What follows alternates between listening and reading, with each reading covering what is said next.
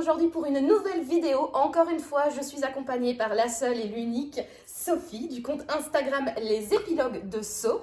Et on se retrouve aujourd'hui pour à nouveau vous faire un avis sur un salon lecture parce que ce week-end nous sommes allés à Metz pour le salon Le Livre à Metz. Et donc on avait envie de refaire encore une fois un retour sur notre expérience et également vous présenter nos achats parce que bien évidemment nous avons craqué. Alors peut-être avant de commencer, une petite explication s'impose. Comme vous pouvez le voir, je suis assez défigurée aujourd'hui parce que je me suis lamentablement cassé la figure en forêt en allant courir. Et comme je n'ai aucun réflexe de survie, je me suis éclaté la tête au sol. Et donc c'est pour ça que je suis à moitié défigurée. Mais on a fait le cadrage exprès pour que ça ne se voit pas trop. Donc ainsi, je tournerai la tête vers Sophie. Et au pire, il y aura la luminosité qui va un petit peu atténuer tout ça. Voilà, bref, ainsi c'est fait et personne ne s'excite dans les commentaires pour peu importe quel sujet. Exactement. Donc voilà, c'est juste que je suis une lamentable merde. Bref, donc sinon, Sophie, toi qui as été courir ce matin et qui n'est pas tombée, Tout à fait. qu'en as-tu pensé du coup du salon Le Livre à Metz? Quels sont... Déjà, c'était presque le premier jour de printemps. Ouais, c'était trop bien. Ouais. Donc rien que ça, c'était vraiment agréable. En plus, c'est un salon qui se prête bien à la saison parce que les installations, il y a quand même pas mal d'installations dehors. Ouais. Il y a des food trucks, il y a des bancs. Je trouve qu'il y a beaucoup de place pour s'asseoir. C'est vraiment sympa. Alors le désavantage, c'est que c'est sous une tente. Donc autant dehors, il faisait très bon, voire un peu chaud quand même. À l'intérieur, c'était un peu la fournaise. Mais bon, on va pas se plaindre. Non, ça On va, a eu froid pendant 10 mois. Ressenti 12 mois. Ouais, 12 seulement. C'est ça. Donc chouette. Et puis le salon en lui-même, franchement, moi je suis toujours agréablement surprise parce que déjà l'année dernière, j'avais trouvé ça très chouette. Et cette année, pareil, je trouve que c'est sympa. Il y a un peu de tout. Les auteurs tournent aussi du matin par rapport à l'après-midi parce que finalement, il y a des achats qu'on a fait l'après-midi et en fait, les personnes n'étaient pas là le matin. Donc ça, c'est chouette. Comme dit, il y a un peu de tout. Le matin, c'est pas trop blindé. Non, ça va. Donc ça va. Ouais. Je trouve que c'est vraiment bien organisé. Les conférences sont à l'extérieur. Ouais. Non, je sais pas. Moi, je trouve que c'est vraiment sympa. Et en vrai, ce qui est hyper chouette au même titre que Étrange Grande, c'est que pour une fois, on fait pas des kilomètres. Ouais, aussi, ouais, on peut vraiment le faire dans la journée. Il y a les pépères le matin à 10-11 heures, faire notre petite journée et puis rentrer chez nous tranquille le soir. Ce qu'on a fait hier, finalement. Ce qu'on a fait hier, sans être trop claqué, sans rentrer trop tard, partir trop tôt. On a pu bien dormir hier matin. Non, c'est vrai que c'est un chouette salon. Et en fait, pour situer un petit peu pour ceux qui connaissent la ville de Metz, donc déjà le salon il se passe sur 3 jours, donc c'était le 4, 5 et 6 avril, donc vendredi, samedi et dimanche. Et en fait, c'est sur la place de la République, donc juste à côté d'un parking souterrain où il y a blindé de place, donc ça aussi c'est super cool niveau accessibilité. Et en gros, ils ont un peu privatisé la place de la République, donc il y a vraiment des grillages tout autour. On rentre, il y a plusieurs entrées, je pense qu'il y en a 2 en fait. De chaque côté, des deux côtés de la place. Et alors, en plein milieu, il y a une énorme tente, donc là où il y a tous les auteurs principaux. Tous les auteurs. Il y a une petite tente à l'extérieur pour les personnes qui sont auto-éditées. Et alors, il y a aussi 2-3 autres tentes pour, par exemple, des réunions jeunesse ou alors des ateliers pour les enfants, etc. Ateliers lecture, il me semble. Et toute une autre partie, donc avec les food trucks et plein de bancs, de tables, etc. pour s'asseoir. Et il y a également un petit bar qui sert de la limonade, de la bière, etc. C'est vraiment cool. Donc, quand il fait beau, c'est vrai que c'est idéal parce que forcément on est à l'extérieur, c'est pas comme à Bruxelles où tout est à l'intérieur et donc peu importe la météo, on s'en fiche. Donc c'est vrai que c'était agréable d'avoir quand même du beau temps pour... Je pense que s'il avait plu, l'expérience n'aurait pas été la même, quoi. C'est vrai. Ça aurait été un petit peu plus galère, mais Et aussi à l'intérieur, en fait, donc à l'intérieur de la tente, il y a du chapiteau de la tente, un truc de fête, quoi. Donc un pseudo chapiteau tente. Tous les auteurs en fait sont en carré, il y a plusieurs carrés comme ça, donc on est vraiment à chaque fois on est à l'extérieur et on passe autour, quoi.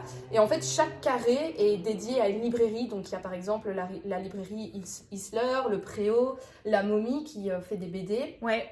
Et l'avantage, effectivement, de ce salon, tu l'as dit, mais c'est qu'il y a énormément de choix, quoi. Il y a de la littérature jeunesse, littérature pour adolescents, des BD, etc.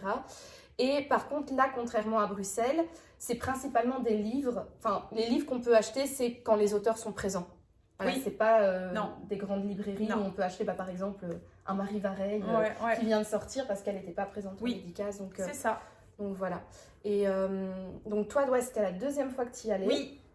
Ouais, c'est vrai qu'on a un peu plus profité cette année que l'année dernière. Ouais. Moi, c'était la 3e fois. Et autant l'année dernière, j'avais été un petit peu déçue, entre guillemets, parce qu'il n'y avait pas vraiment d'auteurs qu'on connaissait ou qui nous attiraient, etc. Ouais. Et même en faisant le tour, on n'avait pas été happé par les livres qui avaient été présentés. Non. Cette année, moi, personnellement, j'ai retrouvé la même gaieté, en tout cas la même expérience que la première fois que j'avais fait le salon en 2023. Donc vraiment, j'ai passé en 2023, en fait, j'avais passé comme nous toute la journée là, à déambuler, à faire connaissance avec des auteurs que je ne connaissais pas, ou juste en me faisant happer par une couverture ou par une personne. Donc j'avais retrouvé un petit peu la même ambiance, la même expérience extrêmement positive et enrichissante que ma première fois. Donc trop bien. J'étais ravie. Oui. Voilà. Autre chose à rajouter par rapport au salon ? Non, je trouve que c'est bien. Et puis, il y a quand même un certain nombre d'auteurs. Ouais. C'est pas un mini truc. Non. Donc, ça vaut la peine de se déplacer pour ceux qui sont dans l'Est, en tout cas. Et non, franchement, et même, je trouve que la com est bien faite. C'est bien organisé. Non, franchement, je trouve que c'est vraiment chouette. Ouais. C'est très chouette. Ouais. Juste peut-être pour les conférences, être un petit peu plus précis pour les lieux, parce que vous aviez galéré à trouver la conférence... Pour Leila Slimani, on s'est planté de bâtiments et finalement le temps qu'on y arrive, parce que pour le coup c'était vraiment à 10 bonnes minutes de marche, c'était complet. Donc bon, écoute, c'est pas grave, on a découvert un super petit café, donc on a pris notre matcha. L'atelier, voilà, pour la petite publicité gratuite, non rémunérée, bien évidemment. Voilà. Mais c'était vraiment chouette. Ouais, on a pu se poser et tout. Et puis, ma foi, c'était, à mon avis, aussi agréable et enrichissant que la conférence de Leila Slimani. Mais t'as vu que oui. Voilà. Ouais. Voilà, donc pour notre en tout cas avis sur le salon, du coup on passe au book haul, à la partie plus intéressante. Allez. Bon, on est de retour, on avait un petit problème technique de fenêtre ouverte. Voilà. Donc, je disais, passons à la partie la plus intéressante pour vous, en tout cas, le book haul, qu'est-ce qu'on a acheté ? Donc, je commence. Ouais. Ok, donc, moi, en fait, la seule personne que je voulais vraiment aller voir, qui était planifiée dans mon planning, la seule personne que j'avais envie d'aller voir au salon, le livre à Metz, c'était Serena Giuliano, et je lui ai pris du coup 2 bouquins. Donc Serena Giuliano, j'en avais déjà entendu parler énormément sur les réseaux. Quand j'étais partie, en fait, j'avais en 2022 un voyage à Naples de prévu, et j'aime bien quand je pars en vacances. Voilà, lire des livres qui se passent dans le pays ou dans la ville qui m'accueille en tant que vacancière. Et j'avais vu sur les réseaux qu'il y avait Luna de Serena Giuliano qui se passait à Naples. Et donc, j'avais acheté ce livre-là et je l'avais lu lors de mon voyage à Naples. Et j'avais véritablement bien aimé ce livre. Ça avait été pas un coup de cœur, mais une très agréable lecture. Et du coup, en 2023, elle était venue au livre à Metz et je l'avais déjà rencontrée. Et je trouve que c'est aussi une personne qui est vraiment très, très sympathique, vraiment très gentille. Et donc, quand j'ai vu... Lorsque j'ai vu qu'elle était de nouveau au livre à Metz, j'avais vraiment envie d'aller la revoir parce qu'en plus, chaque année, en fait, j'achète le livre qu'elle sort au format poche et je le lis lors de ma période d'été. Et donc, cette année, il y avait Felicita, qui est sorti, je ne sais plus quand, mais il est sorti il n'y a pas longtemps au format poche. Et donc, j'avais envie de me le procurer pour mon été, quoi.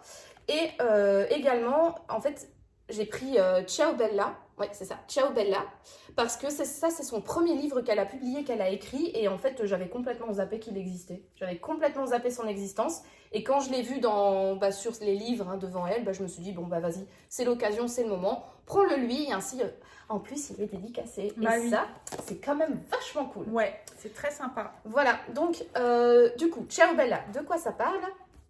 Anna a peur de la foule, du bruit, de l'autoroute ou encore des pommes de terre qui ont germé. Pour affronter sa deuxième grossesse, elle décide d'aller voir un psy.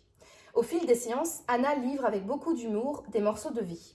L'occasion de replonger dans le pays de son enfance, l'Italie, auquel elle a été arrachée petite ainsi qu'à sa nonna chérie. C'est toute son histoire familiale qui se réécrit alors sous nos yeux.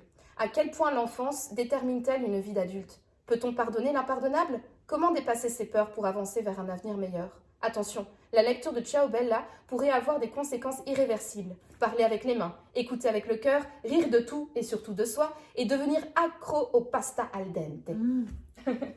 Voilà, je trouve que cette quatrième de couverture, elle résume bien en fait ce qu'on trouve dans les récits de Serena Giuliano. L'Italie déjà, parce qu'elle est italienne et ses parents ont déménagé quand elle était enfant ici en France, donc je pense que le côté arraché à son enfance, etc., ça doit être très autobiographique. Des sujets du coup qui sont un peu profonds, donc là par exemple, justement, oui, le fait que son histoire familiale se réécrit, qu'elle a été arrachée à ses racines, etc., et toujours une touche d'humour, donc comme la fin nous le montre. Ouais. Je trouve que ça résume vraiment bien tout ce qu'on peut trouver dans ces livres qui sont pour moi, moi j'aime... Toi t'avais lu, non, Serena Giuliano ? Moi j'ai lu Mamma Maria et j'ai pas accroché. T'as pas accroché ? Non, j'ai pas accroché et je sais pas, ça m'attire pas. Après j'avoue que je sais pas, les bouquins qui se passent en Italie, ça me... Ah, ok, ouais. Non. Oui, bon, là, pour le coup, c'est raté, quoi. C'est... ouais. Je sais pas pourquoi, mais ça m'a... ouais, je sais pas, ça m'attire pas. Et je te dis, ouais, Mamma Maria, j'avais trouvé ça joli, mais... sans plus, quoi. Sans plus, ouais. Je sais pas, je trouvais que c'était un peu... je sais pas, tout était un peu pas prévisible, mais c'est pas, pas stéréotypé, mais presque quoi. Ah, c'est un peu stéréotypé. Ouais. Tout le monde est gentil, tout le monde est mignon. C'est un peu une comment t'appelles ça, une tranche de vie. Voilà. Où on débarque avec les personnages, on les connaît pas, mais on débarque à un moment où il se passe un peu quelque chose qui va être le sujet un peu dramatique, qui va bien évidemment être traité avec humour. Et puis on quitte les personnages, un peu tout est bien qui finit bien, quoi, finalement. Ouais, où ils ont appris des choses, où il y a des remises en question, voilà. Ouais, mais je sais pas, je trouve... J'ai le même ressenti que pour des lectures que j'ai pu faire de Virginie Grimaldi, par exemple. Ok, ouais. Ouais, bon, c'est pas pour toi, quoi. Donc, ouais. Roman feel good. Après, je comprends qu'on puisse aimer, c'est vrai que c'est léger... il fait beau, elle décrit quand même très bien l'atmosphère que tu as en Italie, cette légèreté, etc. Donc ça, je trouve que c'est vraiment bien fait. Je trouve que le travail éditorial est toujours très beau, que ce soit les poches ou les grands formats. Donc honnêtement, je comprends que ça puisse vraiment plaire, mais moi, ça le fait pas avec moi. Ouais, bon, c'est comme ça. Hein. Ouais. C'est un peu la magie de la littérature. Exactement. On n'est pas tous les mêmes goûts. Mais moi, personnellement, bizarrement, c'est le genre de roman auquel j'accroche vraiment. Parce que c'est une petite bouffée de fraîcheur entre deux scènes de crime et romans sanglants. Ouais. C'est vraiment une petite bouffée de fraîcheur. Moi, j'adore l'Italie. J'adore les romans qui se passent en Italie. Donc forcément, je voyage. Elle parle aussi de culture culinaire ou de culture culturelle, quoi. Donc, c'est assez chouette. En plus, moi qui suis très curieuse de par mon métier d'historienne de l'art, quand elle parle des églises, tout ça, forcément, je suis aux anges. Ça me donne des idées pour aller visiter une prochaine fois. Et j'aime bien. Et en plus, moi, le côté avec lequel j'accroche énormément, et c'est pour ça que j'aime vraiment les romans de Serena Giuliano, c'est son humour. Moi, elle a un humour qui match totalement avec moi. D'accord. Et je trouve que quand je lis, par exemple, voilà, attention, vous pourriez devenir accro au pasta al dente. C'est vraiment les trucs que j'aime et ça me fait vraiment, vraiment rire, moi, personnellement. Donc, je passe toujours un bon moment. En plus, c'est court, donc c'est véritablement un super chouette roman entre deux. Et moi, j'aime bien. En tout cas, j'accroche. Et de tous ceux que j'ai lus, j'en ai lu du coup 3 ou 4. Bref, mais en tout cas, j'ai toujours bien aimé, quoi. D'accord. Je les lis en une journée, ça passe vite, ça passe crème, c'est drôle. Voilà, j'aime bien les thématiques soulevées, ça fait un peu réfléchir. Moi, personnellement, je me pose des questions. Je me dis, ah tiens, qu'est-ce que j'aurais fait? Ah oui, c'est vrai, voilà. D'accord. Ça me permet de cogiter. Ok. Et donc, du coup, de quoi parle Felicita? Valentina organise des mariages sur le lac de Côme. Elle adore son métier. Elle sait qu'elle peut compter sur une équipe en or, dont Toto, son fidèle Tekelna. Mais depuis peu, sa team fait bien plus que l'assister. Elle la maintient debout, depuis le décès d'Azura, sa meilleure amie. Car Valet, qui ne trouve de réconfort qu'auprès de Bianca, sa filleule de 1 an, doit continuer d'avancer. Donc Valet pour Valentina. Des couples lui ont confié l'orchestration du plus beau jour de leur vie, une mission parfois pleine de surprises. Ok. Voilà. Donc thématique grave, le décès, et puis la légèreté de devoir organiser des mariages, etc. C'est vrai que c'est un gros contraste, ça peut être très intéressant, ce genre de comment faire face au bonheur des autres quand toi tu as une partie de ta vie qui a explosé. Et voilà, donc moi ça me donne envie. Et elle en a un qui se passe à Florence ou pas? Non, pas à Florence. Okay. Elle en a un, donc Luna c'est Naples, Mamma Maria c'est la Côte Amalfitaine, Sarapa Ketiyamo c'est, il me semble c'est Burano, et l'autre c'est quoi? Coup de soleil, non, Coup de soleil c'est Burano et Sarapa Ketiyamo c'est Salerne. D'accord. C'est ça, ouais. Ok. Ouais. Et puis son nouveau Villa Gloria, mais je sais pas du tout où il se passe. Ouais. Et celui-là, du coup, je sais pas. Ah, on sait pas. Ça doit être la Côte Amalfitaine, vu l'architecture de la couverture. Ouais. Et celui-là, du coup, lac de Côme. Ok. Donc on voyage en Italie, mais pas encore de Florence. Ouais. Peut-être qu'on pourrait lui proposer. Après, donc un coup de soleil, Burano, c'est Venise. Ouais. C'est aussi sympa. Non, je pense à ça parce que l'année dernière, je sais pas si tu te souviens, j'avais lu un bouquin qui s'appelait Les héroïnes de nos nuits, un truc comme ça. C'était plein d'héros, c'était plein le gros là de chez Charleston. Oui, c'est ça. Et en fait, il y avait une partie qui se passait à Florence. Et tu vois, pour le coup, je vais me contredire.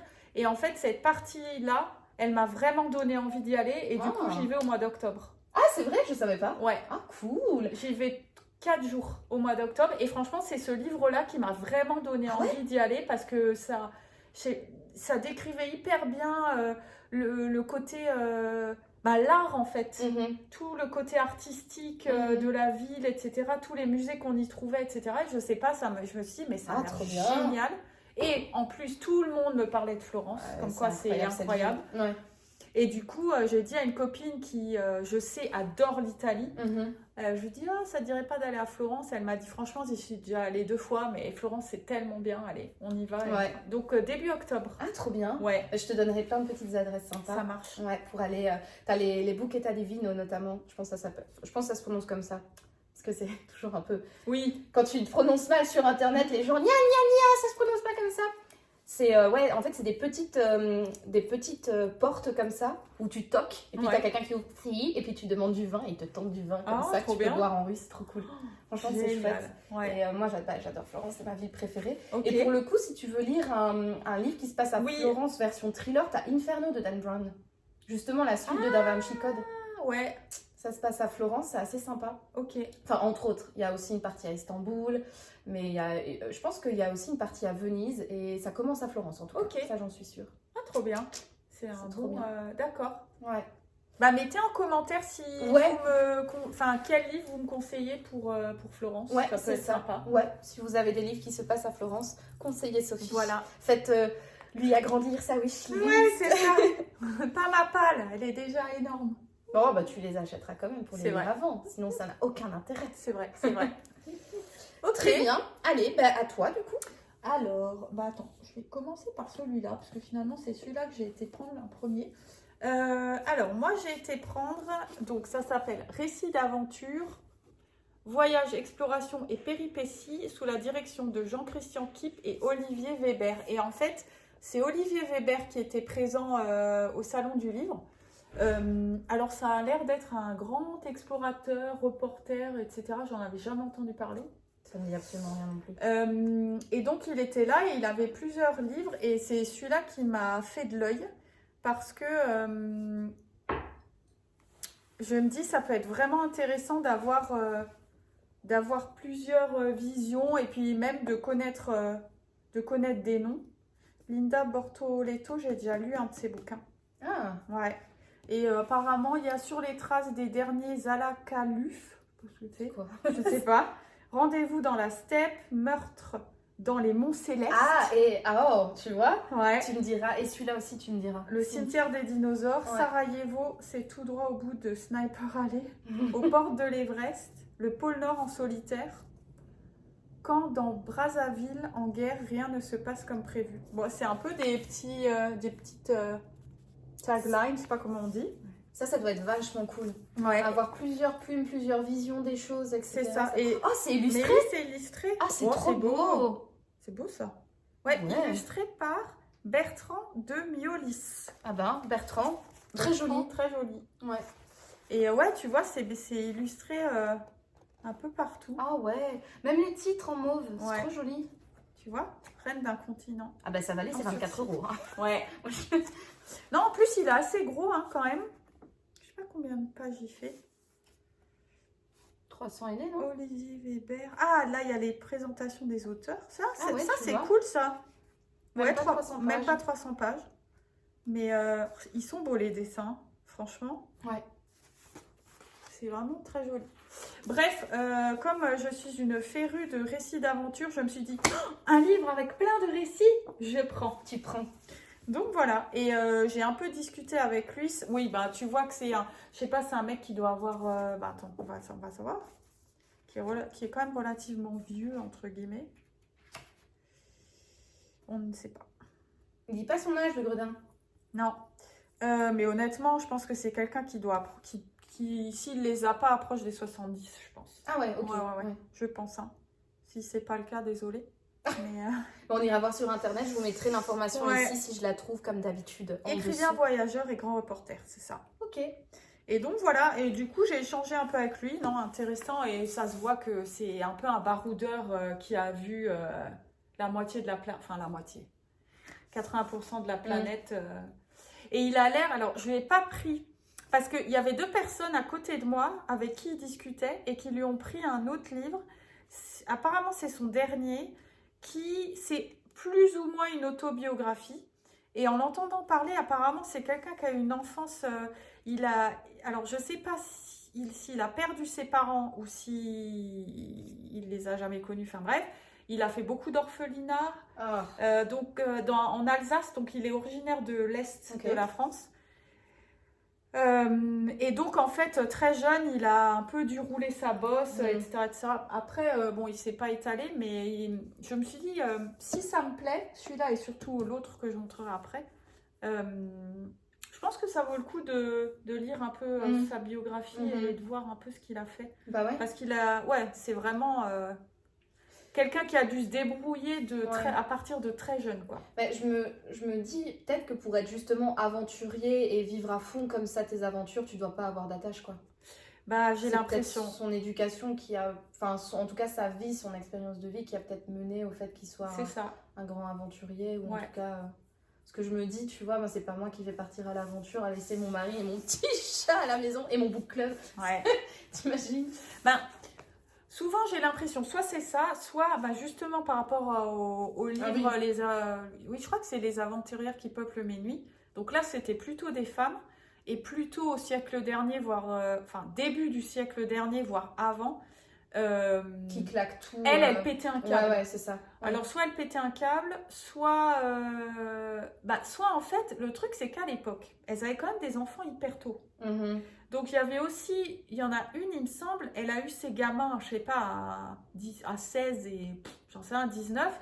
Bon, quand les gamins, à 15 ans, de toute façon, tu bossais. Ouais. Donc, elle avait quoi 35 ans, elle avait pas 40 ans. Et allez, salut. Ouais, c'est pas faux, ouais. Donc, je sais pas. Et après, je pense qu'il y a aussi des gens, c'est peut-être pas des récits qu'on entend beaucoup, mais je pense qu'il y a vraiment des gens qui, je sais pas, à un moment, qui c'est tout et trop, qui claquent la porte et qui ont le besoin de partir à l'aventure. Alors après, c'est parfois que quelques mois et parfois c'est quelques années. Mais c'est vrai que c'est des récits qu'on entend peu. Est-ce que c'est pas... Je sais pas pourquoi. Mais du coup, c'est pour ça que ça m'intéresse toujours, tu vois, d'avoir les récits de plein de gens différents. Ouais. Parce que, en fait, tout le monde a des histoires différentes et tout le monde... Et des expériences différentes. Exactement, ouais. Donc, voilà. Donc, du coup... J'ai hâte d'avoir ton retour sur celui-là, ça a l'air vraiment cool. Ouais. Franchement, j'ai hâte aussi, je t'avouerai. Au port de l'Everest. Et ça a l'air assez court en plus, donc... Ouais. Même si on a un que t'aimes pas, limite tu mords un peu sur ta chic et tu en 7 pages, c'est bon, quoi. C'est ça, ouais. Donc voilà. Très bien. Pour mon premier achat. Bah écoute, continue, je présenterai le deuxième après. Ouais. Ok. Bah écoutez, moi je vais passer à celui-là. Qui est donc Fauve de Éric Mercier. Donc en fait, ce monsieur, donc à part Serena Giuliano, hein, je vous ai dit, j'avais pas en tête d'aller voir d'autres personnes et donc je me suis vraiment laissée porter, soit un auteur qui m'a happée, soit une couverture qui m'a inspirée. Et donc dans ce cas-là, en fait, c'était le titre d'un livre, c'était, je sais plus quel roman, mais c'était sur Van Gogh. Bref, et je voyais, voilà, HarperCollins Poche, collection noire, donc je me suis dit, mais t'as vu que ça doit être roman noir, thriller, etc. Donc je m'approche du monsieur, je lui dis, tiens, est-ce que vous pouvez m'expliquer de quoi ce livre parle, quels sont donc vos autres livres, etc. Et donc il me disait donc, que lui, il était historien de l'art et qu'il écrivait toujours des policiers polars autour de différentes thématiques. Donc il y en avait une, il avait revisité la colocation entre Gauguin et Van Gogh, qui avait mené donc à la fameuse Oreille coupée. Puis il avait fait tout un truc autour de Modigliani, un autre truc encore d'un autre artiste, mais j'ai oublié le nom. Il avait fait aussi une enquête qui se passait à Drouot autour de, je ne sais plus quoi, mais voilà, autour plutôt des maisons de vente. Et puis ici, Fauve, en fait, c'est encore une fois un policier polar, mais cette fois-ci autour du faux en art, notamment donc à la période Fauve. Et moi, il faut savoir que l'un de mes mémoires de master, quand j'étais à Paris, enfin... mon mémoire de master que j'ai fait en 2 ans à Paris, c'était sur le faux en art où j'ai discuté, voilà, j'ai un peu parlé du faux en art, en quoi ils sont-ils intéressants pour l'histoire de l'art, en quoi il faut les conserver, les exposer, tout comme les œuvres d'art authentiques, enfin bref. Et donc du coup, par cette accroche commune de thématiques, je me suis dit, écoutez, voilà, ça m'intéresse, j'ai hâte de voir ce que vous en avez fait, comment la thématique du faux dans la période des fauves, vous avez tourné ça pour un polar, un policier, etc. Et donc, je me suis laissée tenter comme ça parce que je me suis dit, franchement, en tant qu'historienne de l'art, ce serait con de passer à côté d'un polar écrit par un historien de l'art sur la thématique histoire de l'art. On est d'accord. A fortiori sur une thématique que j'ai abordée lors de l'un de mes mémoires de fin d'année. Donc, de quoi ça parle ? Le commandant Frédéric Vico de la brigade criminelle de Paris et son adjointe sont face à un meurtre sordide. Un homme a été jeté en pâture aux cochons dans une ferme proche de la capitale. Il s'agit d'Ivan Katos, riche héritier et amateur d'art. Alors que le commandant tente de trouver de l'aide auprès de divers spécialistes, l'enquête prend une tournure inédite quand il est question du passé de la victime. Dans quelles affaires abjectes le collectionneur a-t-il trempé pour être aussi sauvagement assassiné ? Sa fortune cacherait-elle des secrets honteux ? À moins que sa panoplie de tableaux fauves, des Matisse, des Vlamic, des Dufy, tous plus précieux les uns que les autres, n'ait quelque chose à révéler. De galeriste véreux en expert corrompu, Frédéric Vico découvre un milieu de l'art insoupçonné, loin de la lumière et du succès qui auréole les plus grands maîtres du fauvisme. Un polar haletant, on est embarqué par l'intrigue et la découverte d'un univers élitiste mais fascinant. Éric Mercier mêle suspense, rebondissement et histoire de l'art avec brio. Et B. Voilà, donc franchement, je pouvais pas passer à côté. Bah ouais. Donc voilà, Fauve de Éric Mercier. Hâte. Bah ouais. Pas comme tous les livres que j'ai en fait. Ça à chaque fois. Oh non, c'est que... Voilà. Oh non, la page elle est cornée. Ouais, en plus 300 et quelques pages, ça va, c'est un bon... ouais. Pour un livre inconnu d'un auteur inconnu, tu te dis, tu prends pas trop de risques. C'est ça, ouais. Voilà. Donc à voir. C'était une aide. Ok, à toi. Alors, moi je continue avec le même auteur. Donc c'est toujours Olivier Weber. Et le deuxième livre qui a attiré mon œil, c'est De l'esprit de résistance. Il en a parlé un tout petit peu. Alors, d'après ce que j'ai compris, c'est trois histoires, je crois, de résistance. Donc, je vais lire la 4e. Kurdes, Afghans opposants aux talibans, Ukrainiens. 3 peuples menacés parmi d'autres dans leur existence, dans leur culture, leur histoire et qui témoignent d'un point commun, un étonnant esprit de résistance. Les livres et les reportages m'ont conduit dans leur maquis ou sur leur ligne de front et je constate depuis des années cette incroyable capacité à lutter contre l'oppression par les armes, par la bravoure, par les lettres et la culture, contre l'oubli aussi. Depuis plus de 20 ans, ces parallèles entre des peuples en lutte m'ont fasciné, comme si une correspondance singulière existait entre la volonté et la pratique du combat pour l'émancipation et contre la tyrannie. Une correspondance qui construit une réflexion politique et philosophique sur le courage et la volonté de liberté. L'engagement est la grande affaire de ces combats-là, et sans nul doute l'une des grandes espérances du siècle. L'humanisme, oui, osons le dire et le rappeler contre le totalitarisme protéiforme. Et le combat de ces esprits de la résistance incarne au plus haut point le respect de la dignité face à la barbarie. Après le siècle des 4 génocides, une antienne pour le siècle à venir. Une ancienne, je connais pas ce mot. Je connais pas ce mot non plus. Une antienne pour le siècle à venir. Alors désolé les littéraires, mais une antienne. Une antienne. Bon, on regardera tout à l'heure. Je vous mettrai la définition de antienne ici. Ouais. Ainsi, on sera tous un peu plus malins à la fin de cette vidéo. Exactement. En fait, alors, je l'ai pris, même si honnêtement, l'écriture me fait un peu peur. Ouais, c'est ce que j'allais dire. Mais je me suis dit, écoute, YOLO, on va essayer. Et en fait, ce qui m'intéresse, c'est, je trouve qu'on est quand même à une époque où il y a énormément de conflits. Et en fait, je me demande toujours, mais dans tous les conflits qui nous passent par la tête, comment les gens résistent en fait? Qu'est-ce qu'ils font? Parce que on n'en parle pas. Moi, je trouve qu'on en parle quand même très peu. Les civils, on n'en parle quasi pas. Non. Hein. Et en fait, je me dis, mais il y a forcément des gens qui doivent essayer de résister d'une manière ou d'une autre. Et c'est ça, en fait, qui m'a attirée. Alors, j'espère que je passe pas complètement à côté et que c'est bien ce que je suis venue chercher. Mais en fait, c'est surtout ça qui m'a intéressée. C'est comment, sous quelle forme, comment tu peux résister quand tu es embourbé dans des conflits déjà sans fin et quand même assez barbares pour la plupart. Ouais, clairement. Donc voilà.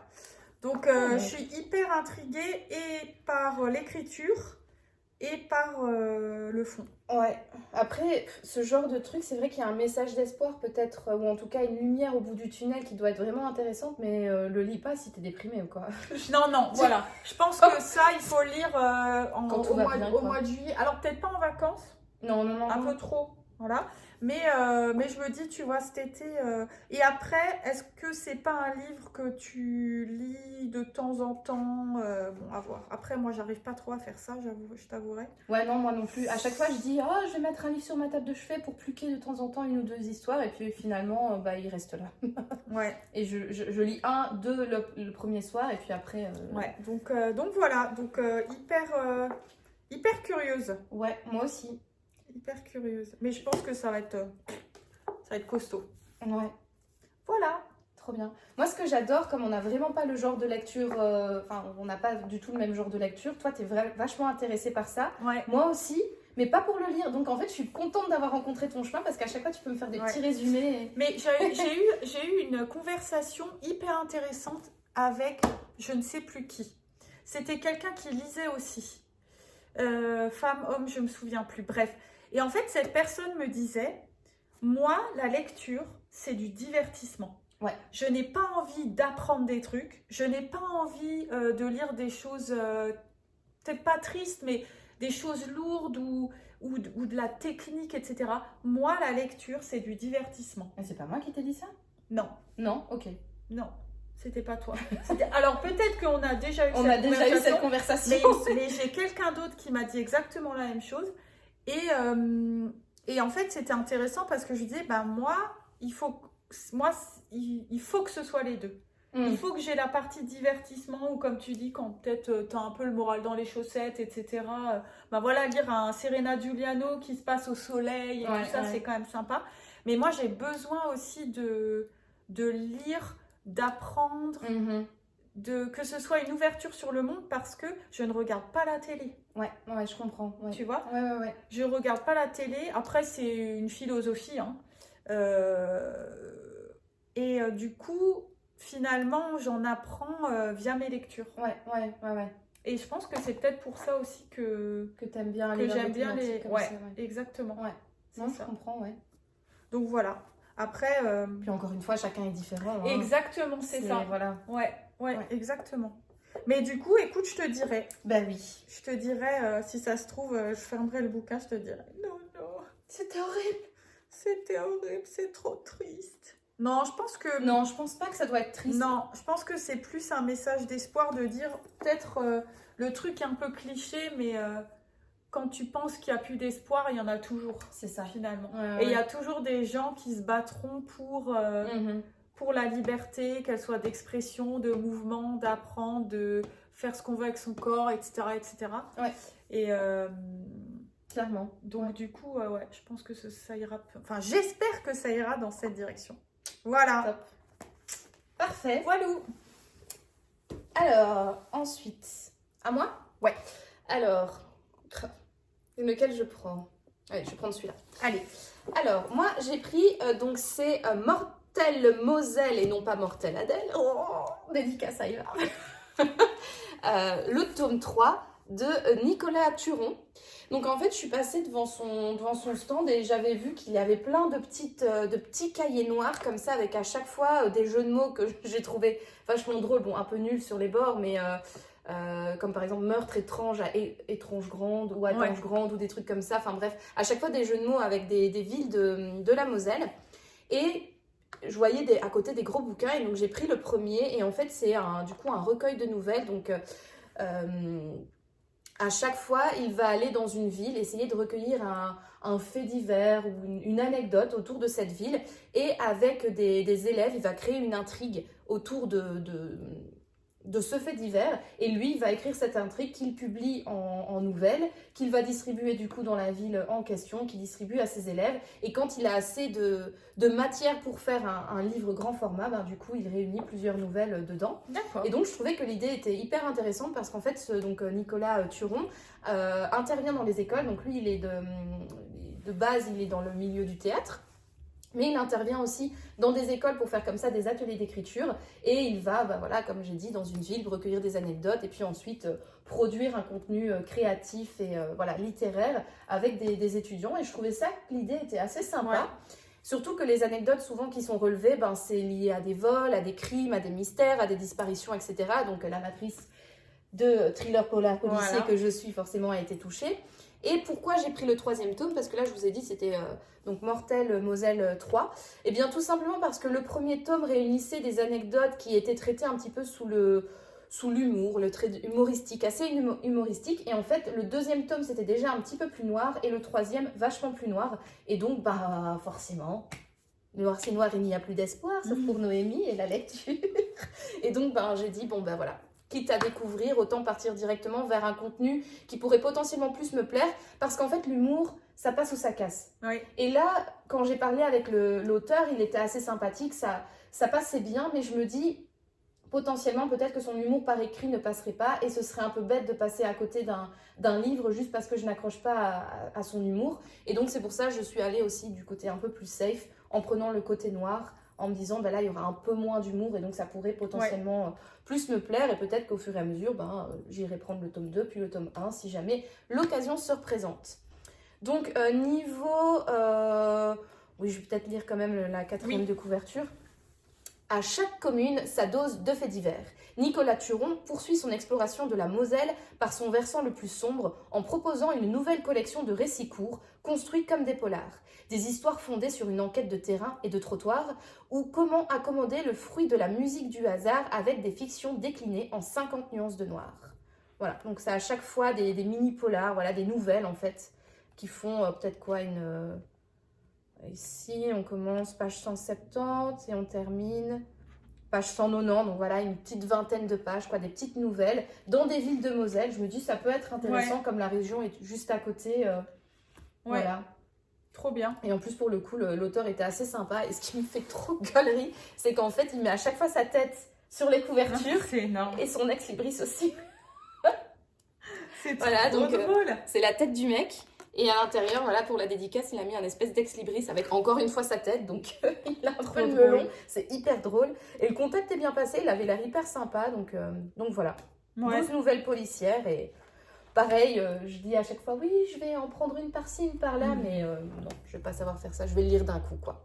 Mais donc voilà, encore une fois, une chouette découverte, une chouette rencontre. Je me suis dit, allez, YOLO, on peut. Bah ouais, t'as bien raison. Voilà. Ok. À toi. Alors, qu'est-ce qu'on fait? On prend celle qu'on a vue. Ouais, allez. Deux. Ok. Voilà. Notre seul livre en commun avec Sophie. Donc, c'est La Petite Menteuse. Moi, j'ai viré le... Ouais. Donc, c'est La Petite Menteuse de Pascal Robert Diard, qui est chroniqueuse judiciaire au Monde. C'est ça, c'est ce que je t'ai dit. Attends, c'est là. Oui, je pense. Hein. Oui. Ouais, c'est ça. Chroniqueuse judiciaire au Monde. Oh, oui, au Monde. Je lis, tu lis? Vas-y. Je lis, ok. Je veux être défendue par une femme, a dit Lisa en se présentant à Alice Kéridreux. Un face-à-face commence. Ni l'une ni l'autre ne savent jusqu'où il va les mener. Finaliste des prix littéraires les plus prestigieux, La Petite Menteuse a déjà conquis un 1. Avec ce premier roman magistral, Pascal Robert Diard nous entraîne dans une affaire judiciaire vertigineuse. Ouais. Mais celui-là, je suis sûre que je l'avais vu passer. Oui, parce que moi, je t'avais dit, la couverture du grand format, elle me disait trop quelque chose. Ouais. Et en fait, c'est basé sur une histoire vraie, qu'elle a bien évidemment romancée. Voilà, donc c'était vraiment une rencontre hyper intéressante en fait avec cette dame. Donc en fait, elle est chroniqueuse judiciaire, parce qu'il faut savoir qu'en fait, les procès, si c'est pas fait à huis clos, ils sont publics, donc tout le monde peut y aller, même Sophie, même moi, même vous, voilà, vous pouvez en fait aller normalement à des procès. Et elle, comme elle dit, mais en fait, les gens ne sont pas au courant. Et donc, il faut parfois que des personnes aillent pour chroniquer ce qui s'y passe, pour que tout le monde puisse le savoir. Et donc, elle, son boulot, c'est d'aller assister à des procès et à chroniquer donc, ce qui s'est passé le jour du procès ou les semaines du procès, etc.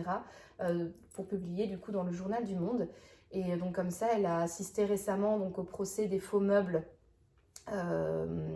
en France. Elle a dit qu'elle avait assisté au procès Mazan aussi, qui l'avait beaucoup marqué. Mais parce que je lui ai demandé quels avaient été les procès qui l'avaient plus marqué, et effectivement elle disait que là le dernier c'était le procès Mazan, et que c'était très très très compliqué pour elle. Que des images, elle ne pouvait plus retirer des images de sa tête. Donc elle avait l'air vraiment, même en parlant, elle avait l'air vraiment très très très affectée. Ah ouais.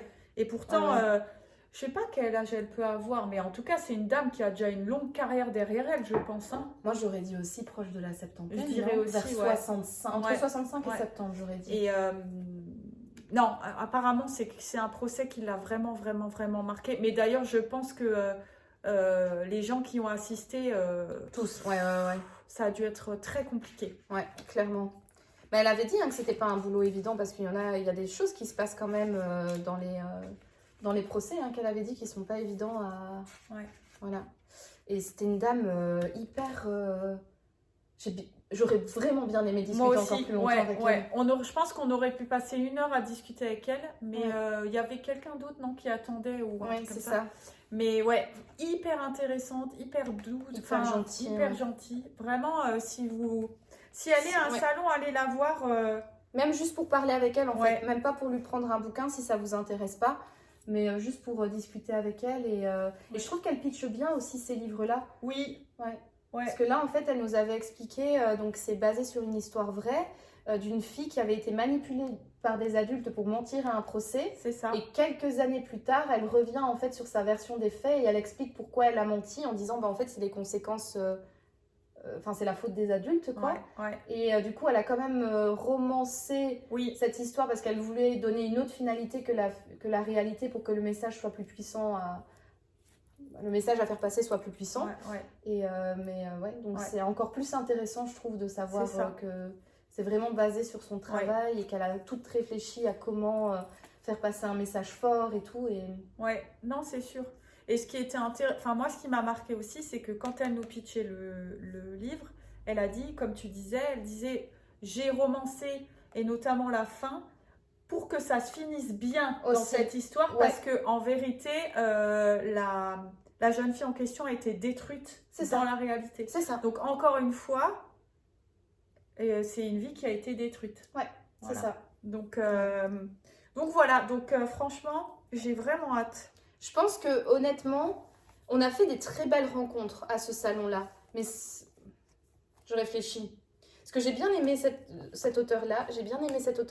Mais je vais me dire, je pense que c'était ma plus belle rencontre du salon, cette dame-là. Clairement. Quand même. Ouais. C'est différent, mais ça m'a touché beaucoup plus que les autres. Les autres, c'était plus par leur sympathie. Ouais. Et là, c'était plus par rapport à sa sympathie déjà, mais aussi le discours qu'elle disait, parce qu'on voit qu'elle en a sous le capot.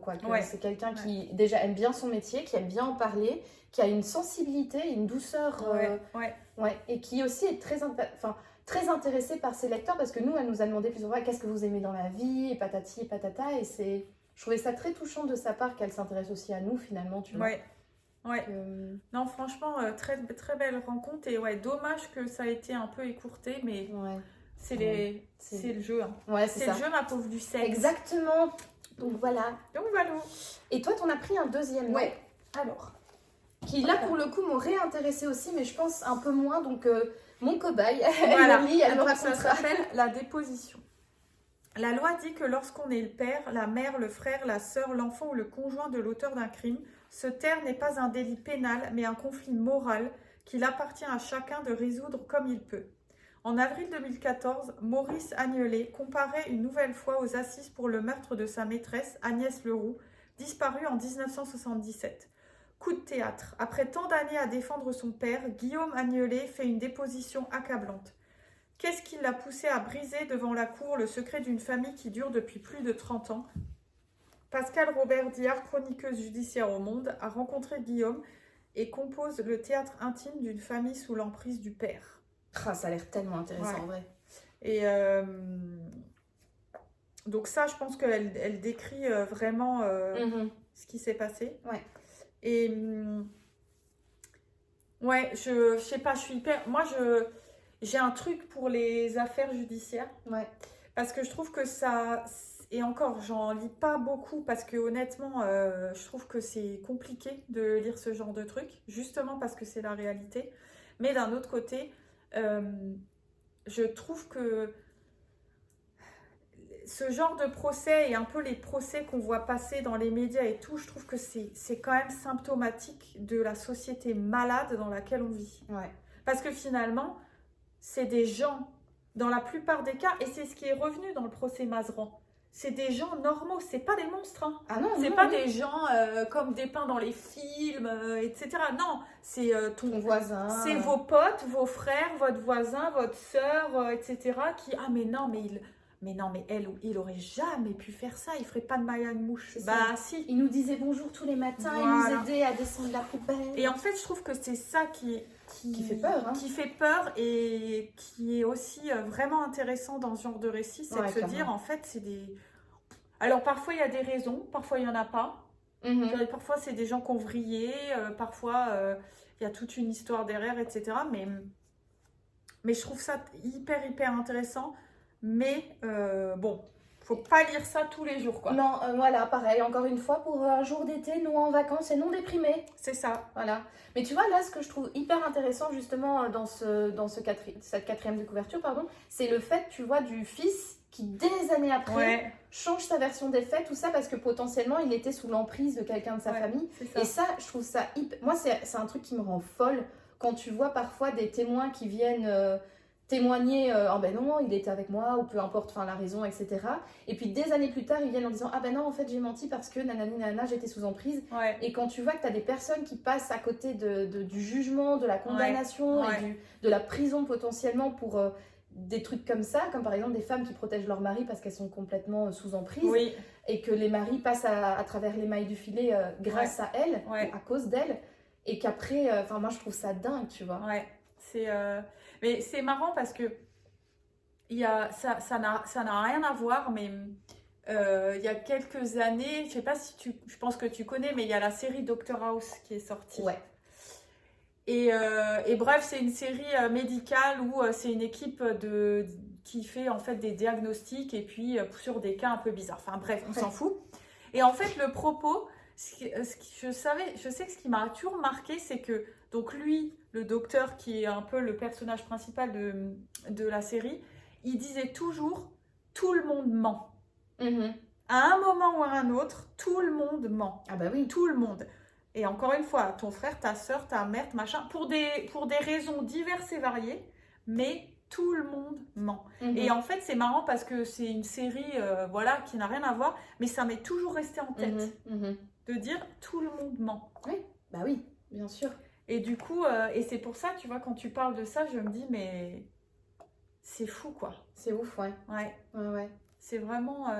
Et ce qui est intéressant, c'est de savoir pourquoi les gens ont menti. C'est ça, exactement. Parce qu'il y a toujours une raison. Ouais. Une raison compréhensible ou pas, mais il y a toujours une raison. Ouais. Et c'est ça qui est intéressant, mais c'est justement quand tu plonges un petit peu plus dans la psychologie humaine, quoi. Ouais. En disant pourquoi est-ce qu'il s'est comporté comme ça, pourquoi il a réagi comme ça, alors que sur les faits, de manière totalement objective, c'est horrible ce qui s'est passé. Donc pourquoi t'as juste pas défendu enfin, été contre l'horrible en fait, parce que du coup tu l'as défendu l'horrible en réagissant comme ça. Mais ça, c'est un peu moi les récits qui me fascinent, mais je sais très bien que ça va me rendre vénère. C'est pour ça que moi personnellement je préfère la fiction. Oui, je comprends. En fait, moi, tout ce qui est true crime et ou récits comme ça de procès véridiques, je trouve ça vraiment très intéressant. J'adore. Mais en fait, je sais très bien que je vais jamais en sortir indemne. Par exemple, Sambre de Alice Géraud. D'ailleurs, si vous n'avez pas lu ce livre... Ah, il faut le lire. Ouais, il est incroyable. Mais moi, j'en ai chialé. Ça m'a vraiment... Autant je peux lire des scènes comme dans Sambre, dans une fiction, ça va rien me faire. Enfin, rien me faire. Ça va faire, oh la pauvre, tu vois, mais ça va rien me faire. Là, ça m'a bouleversée. J'ai chialé et j'étais vénère, tu vois. J'étais vraiment vénère. Il y a des moments où je devais faire mes bouquins parce que je me dis, là, je vais... Je suis vraiment énervée, tu vois. Bah, oui. Après, je pense que quand tu te lances dans ce genre de récit, il faut que tu saches que... Moi, j'ai pris V13 de Emmanuel Carrère. Oui, c'est ça. Qui reprend le procès de la tuerie du Bataclan. Oui. Franchement, j'ai envie de le lire, mais pareil, à chaque fois que je le vois dans la bibliothèque, je me pose vraiment la question. Et là, t'es prête? Non. Ça. Bon, ben alors ce sera pour une autre fois. Et je trouve qu'il y a des trucs, et c'est marrant parce que moi j'ai ça avec, ça n'a rien à voir, mais avec la série La Servante écarlate. Ah ouais. Il y a plein de gens qui me disent, tu l'as pas vu? Je dis, non, je ne peux pas regarder ça. Ça va me faire, mais ça va me donner envie de tout péter en fait. Autant j'ai lu le bouquin que j'ai trouvé voilà. L'épilogue est bien. Oui, bah c'est la seule partie. C'est la seule partie qui est très bien.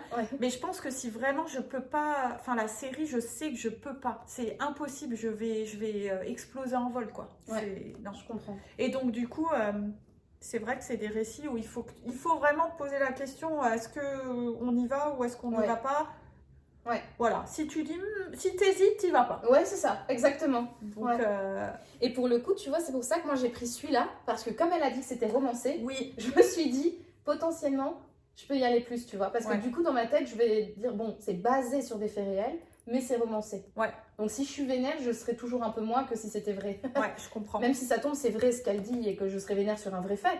Mais je sais pas, dans ma tête, il y a un truc... Je comprends. Je comprends. Il se passe de drôles de choses là-dedans. Hein. Voilà. Notamment quand je cours. Voilà, donc la déposition. Ouais, franchement, ça aussi, j'ai hâte d'avoir ton avis. Et j'ai hâte aussi de découvrir sa plume. Oui. Je pense vraiment que, bah, du coup, par son métier, elle doit avoir une plume incroyable et très didactique parce que, bon... Bien que Le Monde soit quand même un journal réputé... Enfin, je vais pas dire que c'est un journal compliqué à lire, mais c'est vrai que c'est pas l'essentiel du Luxembourg. Si vous n'avez pas la ref, c'est pas grave. Parce que l'essentiel au Luxembourg, c'est un journal un petit peu de faits divers, pas très intéressant et pas très bien écrit. Mais voilà, quoi, il faut... bien écrit, mais quand même pour le public assez large. Bref. Voilà. Voilà. À moi, du coup? Bah oui. Ben, du coup, je vais prendre, pour adoucir un peu les mœurs, je vais prendre le petit chien. Je garde le meilleur pour la fin, ça je vais en parler à la fin. Ok. Ouais. Donc, en gros, en fait, c'est le bandeau et la couverture qui m'a fait aller vers cet auteur. Parce qu'en fait, il y avait Stéphanie et Sabrina qui étaient en train de discuter avec je sais plus quelle autrice. Elles étaient en pleine discussion. Ouais, je sais plus. Et nous, on était de notre côté, etc. Et juste à proximité du coup de l'autrice avec laquelle discutaient nos copines, il y avait un monsieur en discussion avec sa voisine. Et je vois en fait la couverture, donc l'os de Lebowski avec un petit chien avec des lunettes. Et puis je vois couronné par le prix littéraire 30 millions d'amis. Et je me suis dit, mais c'est quoi ce truc-là? C'est quoi ce prix littéraire? Enfin, c'est hyper drôle de se dire que c'est une association, les 30 millions d'amis, oui, hein, je pense, que l'association a un prix littéraire. Enfin, voilà, donc je vais voir le monsieur en disant bonjour, alors je vois que... Bon, déjà, c'est un roman point avec la tranche noire, donc ça veut dire policier. Donc déjà, ça aussi, ça m'avait attiré du coup. Parce que du coup, je me dis, un policier avec un chien comme ça, prix 30 millions d'amis, je ne comprends pas le lien, vraiment. Et donc, le monsieur nous a expliqué que c'est un vrai prix littéraire, tout ce qu'il y a de plus sérieux, et il a bien insisté là-dessus, tout ce qu'il y a de plus sérieux, qui en fait décerne des prix quand il y a un animal dans le livre qui a une place quand même relativement centrale. C'est ça. Voilà. Et donc, dès qu'il y a un personnage principal sous les traits animaliers, quoi, à plumes, à poils, à quatre pattes, 2, 3, on s'en fout, du coup, il est potentiellement sélectionné pour le prix et peut recevoir un prix. Bref. Et donc, du coup, je lui ai demandé de m'expliquer de quoi parlait ce livre. Et somme toute, la lecture de la 4e de couverture et son explication m'ont convaincue. Encore une fois, c'est un tout petit livre. Il fait quoi, même pas 200 pages, hein, je dirais. Ouais, c'est ça. 200 pages tout pile. Je me suis dit, voilà, encore une fois, je prends pas grand risque. Je risque potentiellement de découvrir quelqu'un d'intéressant, un auteur intéressant. Donc, je me suis dit, vas-y, YOLO. J'étais là, de toute manière, comme je l'ai dit, pour faire des découvertes. Donc voilà. Et donc pourquoi ça m'a convaincue? Jim Carlos aime bien son nouveau job de jardinier. Toujours accompagné de Lebowski, un chien pâteau et affectueux, il travaille à la création d'un potager dans la propriété d'Arnaud et Laure Loubet, au Pré Pauleux. Dans la famille Loubet, tout est parfait et harmonieux. Un peu trop parfait et harmonieux. Entre le couple de bourgeois et Jim, une singulière relation se tisse au bord de la piscine où on le convie parfois. Ces moments étranges, Jim les consigne dans des cahiers. Puis, un jour, Jim se volatilise.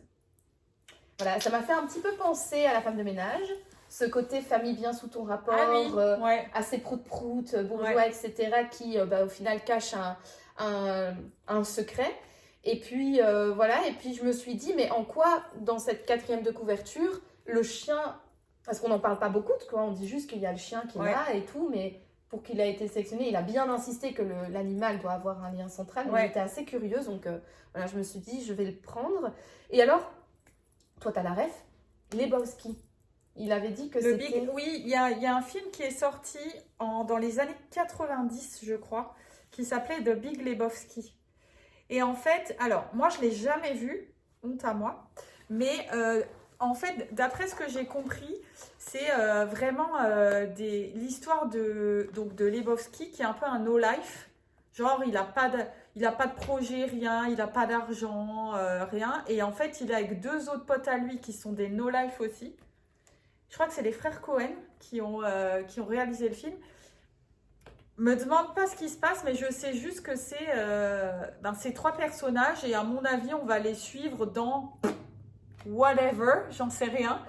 Mais en fait, parce que lui, il a dit qu'il avait adoré le film. Oui. Mais je pense que c'est juste un peu, c'est des no-life et tu les suis pendant 1h30. Mais honnêtement, je peux rien dire d'autre. Je vois l'affiche du film, c'est la gueule de Lebowski avec des lunettes et il y a un reflet dans les lunettes. Voilà, c'est ça. Lunettes, Mais je vois quelques images. Je sais juste que c'est un peu des mecs qui font rien de leur vie, qui picolent ou je sais pas quoi. Mais alors, te raconter le film, je ne sais pas. Donc, d'où le chien pâteau, quoi. Voilà, mais ça a été un gros... Ah ouais, c'était vraiment dans les années 80. Ça devait être fin des années 90, je pense. Ça me dit absolument rien. À fin des années 90, j'avais quoi? J'avais 6 ans, mais bon, quand même, j'ai... Ouais. Mais je sais pas. Écoutez si vous l'avez vu et que vous avez bien aimé, peut-être expliquez-nous, dites-nous un petit mot en commentaire, mettez Lebowski ou j'en sais rien, mais en tout cas, faites-vous connaître. Donc je suis assez curieuse, d'autant plus que c'est un roman noir, subtil et hilarant, à l'écriture ciselée. Écoute. Voilà, je me suis dit, s'il y a de l'humour en plus... Voilà, pourquoi pas, YOLO, encore une fois, parfois c'est comme ça qu'on fait des belles découvertes, donc je me suis dit, allez, je l'embarque avec moi, et puis la couverture, moi, donc, c'est vrai. Elle est vraiment marrante. Donc voilà, pour un autre de mes achats. Trop bien. À toi. Alors, moi, je vais finir avec les derniers achats et j'en aurai encore un. Ah, après. bah nickel. Ainsi, on terminera. Bah, parfait. Alors, moi, j'ai pris les 3. Alors, c'est quoi? C'est tome 4, 5, 6 de Mystère en Belgique de Salvatore Mini. C'est pour ma nièce. Je lui avais pris le premier et le deuxième Iris Noir Poche l'année dernière. Ouais. Donc, ma nièce a 9 ans cette année. Elle a eu 9 ans là, fin mars. Donc, et les autres, je les ai achetés l'année dernière et elle avait beaucoup aimé. Elle m'avait dit, ah mais Tata, t'as pas les prochains enquêteurs en Belgique? Je lui dis, bah écoute, je te les ramènerai. Et donc voilà, donc j'ai pris les 3 tomes. Donc nous avons Panique au musée, nous avons L'ombre des égouts et nous avons L'étrange forain. Voilà. Et franchement, c'est pas mal, c'est quand même des petits romans, hein. C'est pas de la BD, c'est des romans, mais avec des illustrations, pas énormément de texte, etc. Et bah ouais, ma nièce avait beaucoup aimé. Et du coup, je me suis dit, allez, YOLO, je lui prends ces trois-là. Ouais. Et en plus, c'est ce que je disais hier, je trouve qu'il exagère pas sur le prix. Donc, je crois que s'ils sont à je sais plus. Mais t'avais pas dit 8,50 quelque chose un truc comme ça. Ouais. Donc franchement, voilà. Moi, ouais, je vous dis, ma nièce, elle avait 8 ans l'année dernière. Après, elle lit beaucoup pour son âge, mais voilà. Donc voilà mes petits achats cadeaux. Petit livre pour enfants. Ouais, exactement. Ouais. Parce que le livre à Metz, franchement, y aller aussi en famille, oui, ça doit être hyper agréable parce qu'il y a vraiment beaucoup de choses déjà dans la programmation, mais aussi pour tout ce qui est littérature, jeunesse, enfant, de tous âges en fait, je dirais. Vraiment allez, tu commences à lire à quel âge? 6 ans peut-être? Ouais, ça doit être ça. CP, ouais, 6 ans. Ça se voit les meufs qui n'ont pas d'enfants. À partir de quand ça lit les gosses? Normalement, je sais que moi à l'époque, au dernier siècle. Ouais, c'est ça, à l'époque des dinosaures. Voilà. Je crois qu'on a commencé à apprendre à lire en CP, et CP, t'as 6 ans. Ouais, voilà, c'est ça, c'est ce que j'aurais dit. Donc, première primaire pour la Belgique. Donc, allez, 6-7 ans, tu commences à lire, quoi. Ouais. Donc, pour les enfants qui savent déjà lire, et aussi, moi, je trouve, il y avait pas mal pour les petits-enfants. Oui. Pour du coup, avant 6 ans, qui ne savent pas lire, mais dont les parents aident à faire une soirée lecture, etc. Il y avait vraiment pas mal. Et franchement, il y avait beaucoup de familles, il y avait beaucoup de personnes avec leurs bébés. Hein. Ouais. Poussettes, etc. Il y avait vraiment, vraiment beaucoup de personnes avec enfants. Ouais. Donc voilà. Donc, trop contente. Yes. Allez.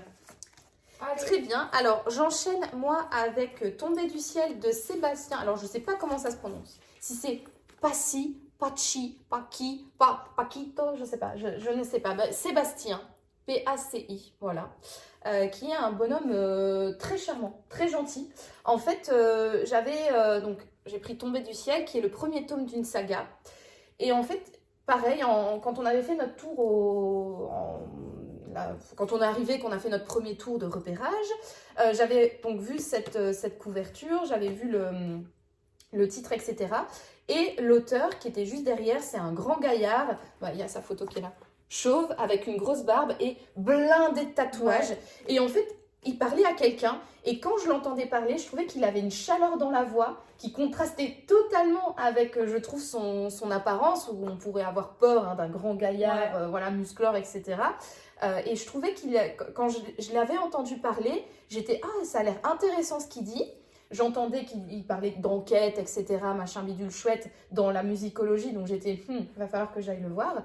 Et pendant que moi, j'étais en train de me faire dédicacer les livres que je vais vous présenter après, Sabrina, elle est allée lui chercher un bouquin et elle a dit qu'il était... T'étais là, toi, quand elle avait été, ou t'étais pas avec elle? Non, j'étais pas avec elle. Moi, je lui ai pas parlé du tout. Ah, tu lui as pas parlé du tout? Non. Et en fait, Sabrina avait bien aimé la rencontre avec le monsieur. Donc lui, elle lui a pris un autre livre avec la mafia arménienne. Donc absolument rien à voir avec le milieu de la musicologie et le milieu de l'art, etc. Et en fait, elle avait dit ah mais le monsieur il est vraiment vraiment sympa. Donc ma première impression en tout cas elle était bonne, hein, de dire ah bah il a l'air intéressant et sympa, je vais aller le voir plus tard. Et donc elle m'a chaudement recommandé d'y aller aussi l'après-midi. Et donc du coup bah, j'en ai profité l'après-midi pour aller le voir et discuter avec lui de ses livres. Parce que dans ce premier tome, donc, on va tourner, il va avoir une énigme autour de Mozart. Et donc forcément, en tant qu'historienne de l'art, j'ai fait de la musicologie à l'université, etc. Le domaine de la culture, ça me plaît toujours. Et c'est vrai que j'ai envie de lire plus de livres policiers, polar, thriller autour du milieu de l'art ou de la culture de manière un peu plus élargie.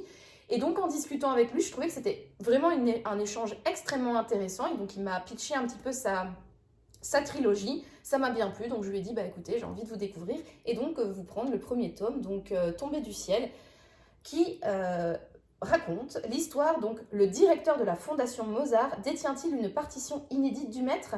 Quel est ce message secret que les amis francs-maçons ont caché dans le pianoforte de Wolfgang Amadeus ? Une célèbre pianiste a-t-elle bien un lien on va recommencer. Okay. Une célèbre pianiste a-t-elle bien un lien médiumnique ? Aujourd'hui, c'est la journée des mots. Des mots, on ne sait pas trop. Hein, on ne sait pas trop ce qu'on lit. On fait genre, mais voilà. Donc voilà, qui a un lien de médium, ça serait peut-être mieux, avec Mozart, Schubert, Liszt et Prokofiev. Lui dicte-t-il des partitions post-mortem ?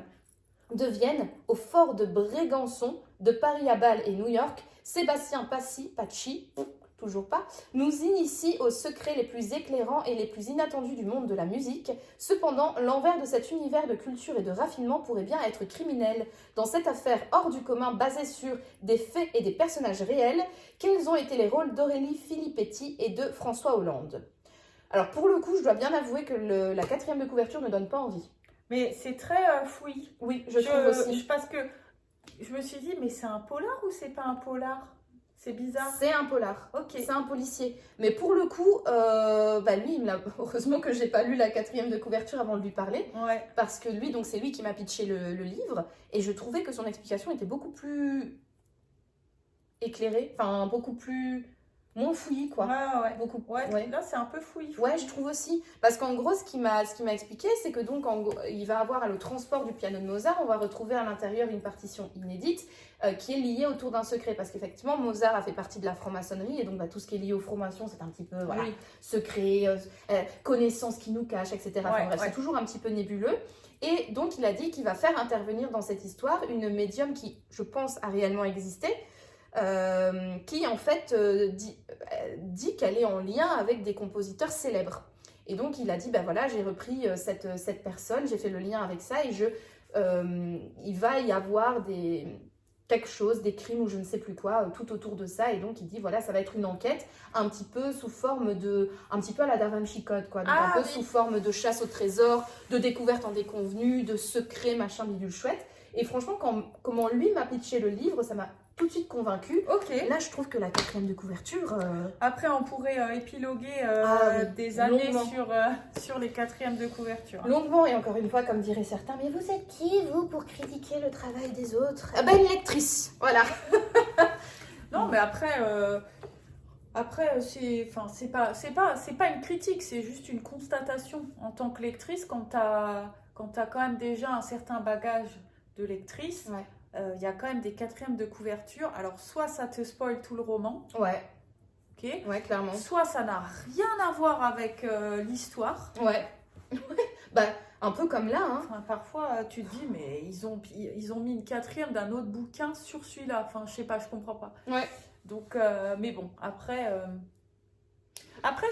c'est toujours pareil. En fait, ce qui est intéressant, c'est que quand tu as lu un livre et que tu regardes peut-être différentes chroniques, sur Instagram ou sur Internet ou peu importe.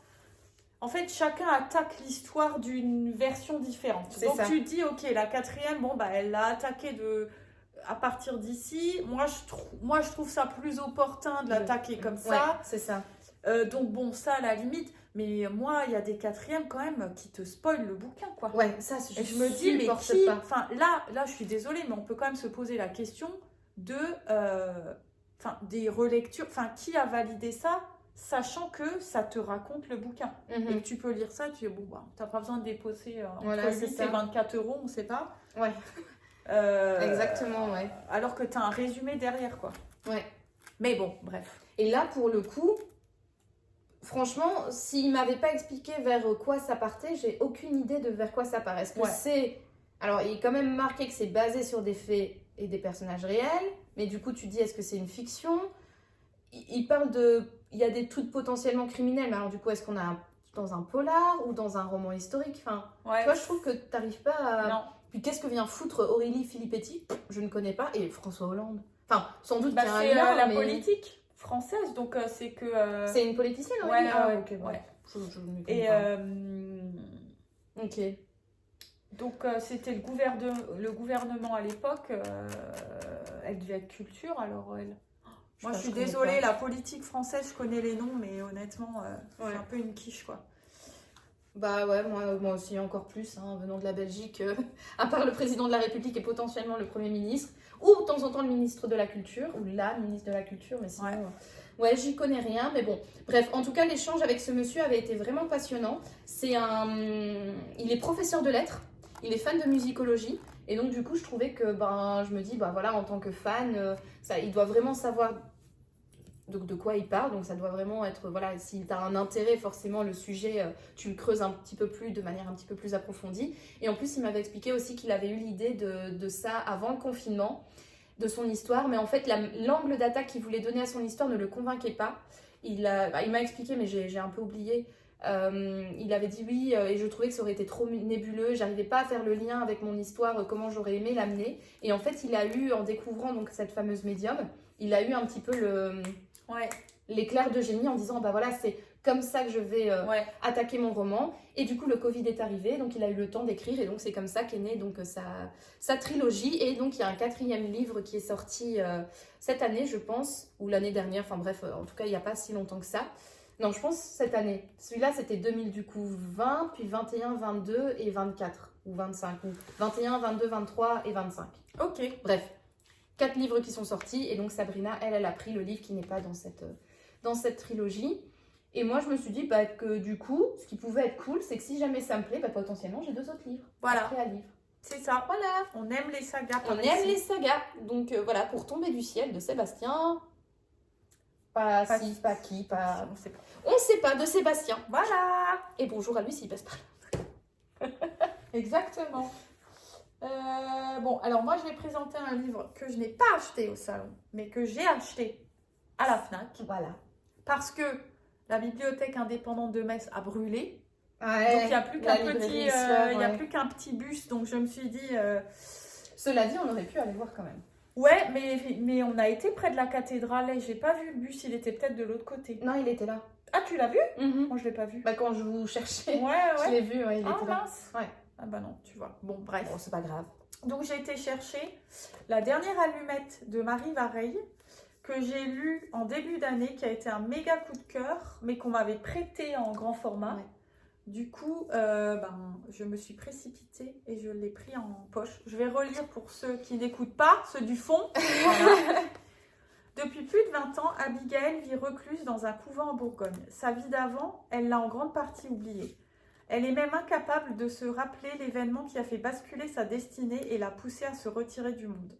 De loin, elle observe la vie parisienne de Gabriel, son grand frère, dont la brillante carrière d'artiste et l'imaginaire rempli de poésie sont encensés par la critique.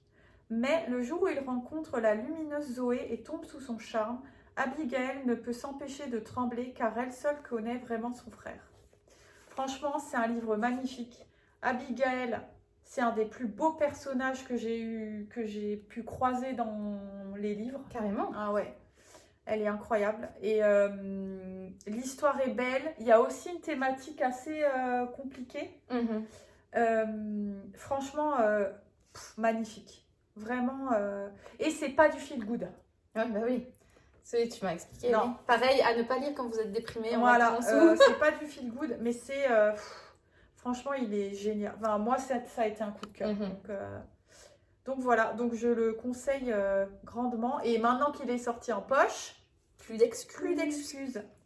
Voilà. Ouais. Par contre, je préférais la couverture Moi aussi. Du grand. Ouais, pareil. Je préférais aussi la couverture chez Je trouve qu'elle est moins parlante. Ouais. Cette couverture-là. Ouais.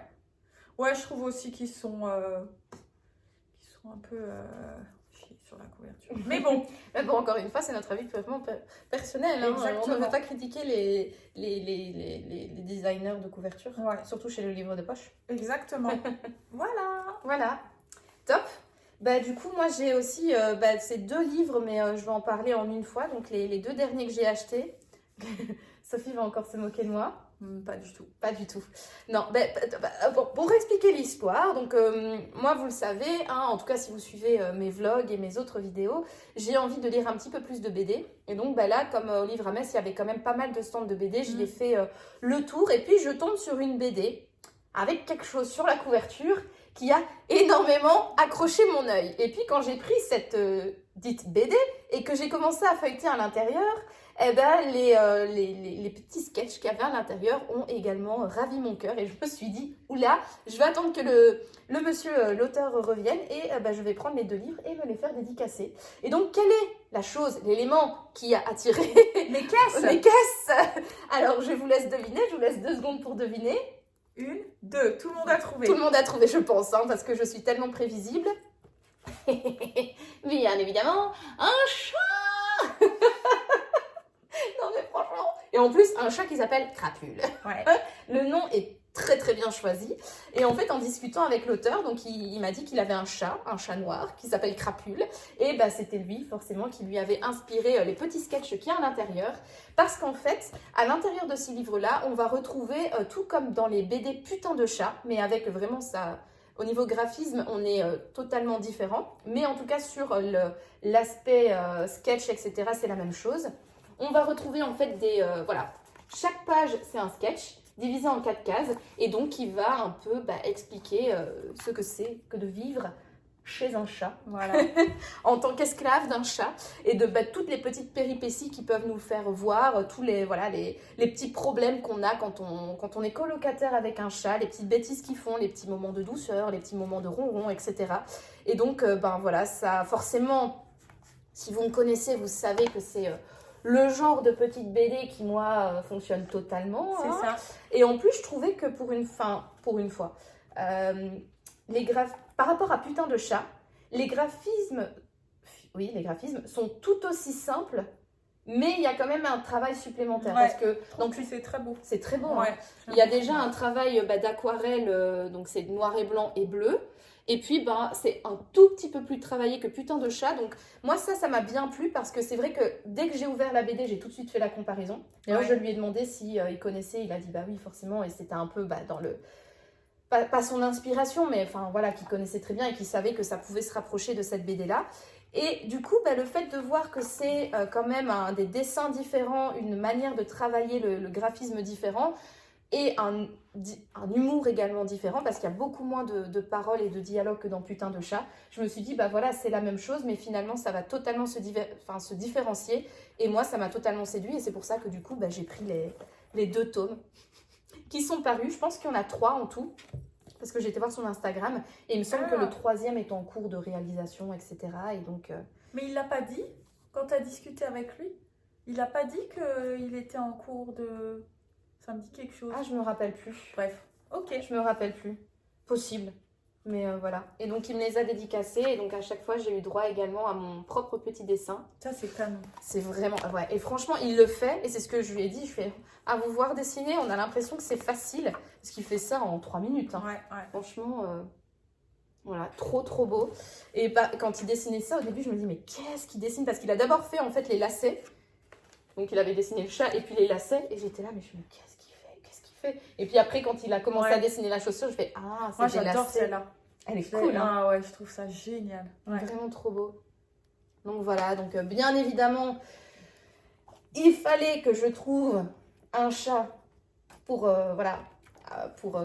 ponctuer ce petit book haul, hein, parce que Noémie sans les chats, c'est clair que ce ne serait pas Noémie, hein. Mais voilà, donc je suis trop contente, ça a l'air vraiment drôle, ça a l'air mignon comme tout, donc j'ai hâte de me plonger dans cette BD. Et j'ai de quoi faire, vu que du coup, j'ai 2 tomes. Donc voilà, c'est trop cool. Ouais. Bah voilà. Bah écoute, on a terminé. On a terminé. Super. Et voilà, nous sommes arrivés à la fin de cette vidéo. Merci d'avoir écouté notre petit blabla livresque autour du salon Le Livre à Metz et notre présentation Book Haul. Donc si vous avez aimé cette vidéo, n'hésitez pas à nous laisser un petit pouce bleu ainsi qu'un commentaire pour nous dire ce que vous en avez pensé et pour répondre également à nos diverses questions, notamment des recommandations livresques sur Florence, pour Sophie. N'hésitez pas également à vous abonner à ma chaîne YouTube, à ma chaîne Instagram, donc Un Air Littéraire, et à la chaîne Instagram de Sophie, donc les épilogues de So. En attendant, nous, on vous souhaite de passer une excellente journée, une excellente soirée ou une excellente nuit, peu importe, et on vous dit à bientôt pour de nouvelles aventures livresques, un peu moins défigurées, on l'espère, hein. Et on vous dit donc, t'es prête? Ciao!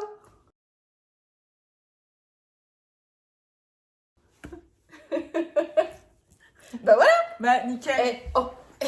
Professionnel! Ouais. Hop, on se remet bien, puis on commence. Putain, par contre, faut pas trop que je souris quand même. Ça me fait vachement mal. Ah, cabossé. Ouais. Alors, non, je me coiffe, je me prépare. Je vois le jugement. Pas du tout. Pas du tout. Moi, je ne juge pas. Ah oui, Je constate. je constate. Ok. T'es prête? Ouais. Bonjour à tous, on se retrouve aujourd'hui dans... Pourtant, j'avais mis mon sourire... Pour une... T'es pas contente? Mais si. Mais moi, quand je me regarde, j'ai toujours l'impression que, je sais pas, que le sourire, il est pas... Pas naturel. Ouais. C'est parce que tu te regardes jamais en souriant, c'est pour ça. Peut-être, ouais.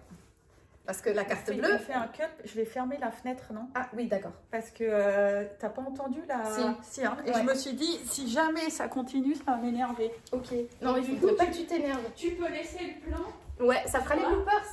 Ça fera un bloopers, mais comme ça, parce que... Ouais, parce que si ça t'énerve, tu risques vraiment de devenir agressive et je suis déjà assez défigurée comme ça. Même si, je sais, c'est une blague. Elle ne va pas me taper. Bah non. Bah non. Aïe, ça va? Moi, je me suis fait mal toute seule sur un livre. Non, mais regarde, je me suis vraiment coupée. Oh là là là là, Pierre. Toi aussi, t'as ta blessure de guerre. Attends, je vais mettre du sang. Ah non, de l'autre côté. On se moque pas. On me moque pas. C'est pas drôle. Ah mais t'inquiète, de toute façon, un jour, c'est moi qui t'enverrai une photo en disant je me suis éclatée. Je suis malheureuse maintenant. C'est bon? Je suis ready comme jamais. Okay. Si vous avez aimé... On commence? C'est parti.